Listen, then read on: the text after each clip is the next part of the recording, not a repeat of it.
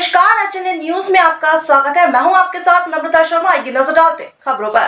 राजधानी में 40 दिवसीय उपवास की शुरुआत हो गई है। प्रभु यीशु मसीह के क्रूस पर दिए बलिदान के पवित्र दिनों का आरंभ हो गया है। ईसाई समाज के लोग 40 दिनों तक उपवास रखकर प्रभु यीशु की आराधना करते हैं। इस दौरान जाने अनजाने में जो भी पाप अथवा गलत कार्य किए गए हैं और किसी के दिल को ठेस पहुंचाया है, उनसे हृदय से क्षमा याचना करते हैं। अपनी क्षमता के अनुसार गरीब परिवारों की मदद करते हैं। ये 40 दिन के उपवास में लोग प्रार्थना, परहेज और उपवास के रूप में मनाते हैं। वहीं गोविंदपुरा स्थित सेंट जॉन चर्च में भी प्रतिदिन संध्याकालीन प्रार्थना हो रही है।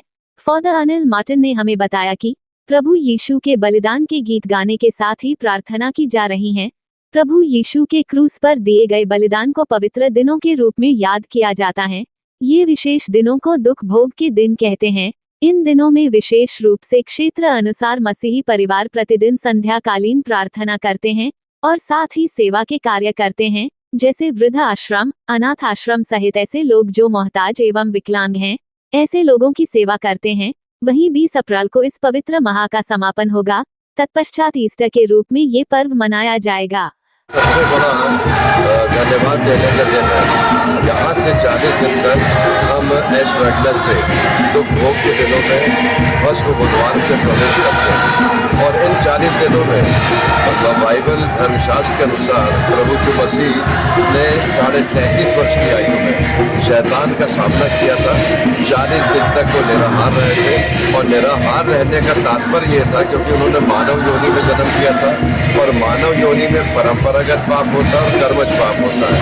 परंपरागत पाप प्रभु यीशु मसीह में नहीं था क्योंकि उनका जन्म माता कुमारी मरियम के द्वारा से हुआ था।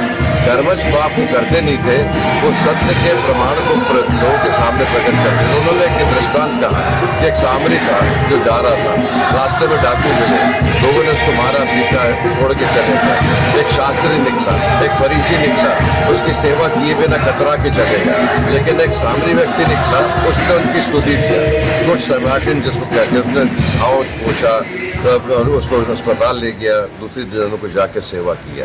ये सेवा का मन, सेवा की भाव से यीशु मसीह के दिनों को हमें आज पढ़ करते हैं। हमारा यही संदेश है कि यीशु मसीह ने दुख उठा करके केवल मसीह लोगों के लिए नहीं, ईसाइयों के लिए नहीं, हर एक उस व्यक्ति के लिए, वो जो उद्धार चाहता है, वो जो मृत्यु के ऊपर जय प्राप्त करना चाहता है, जो अपनी बुराइयों से दूर भागना चाहता है, प्रेम, सेवा और आनंद और शांति से जीवन व्यतीत करना चाहता है, उसके लिए मसीह यीशु मसीह का संदेश है कि उनके जीवन में शांति रहे, प्रेम रहे, आनंद रहे, दूसरों की सेवा करने का मन रहे। हमारा यही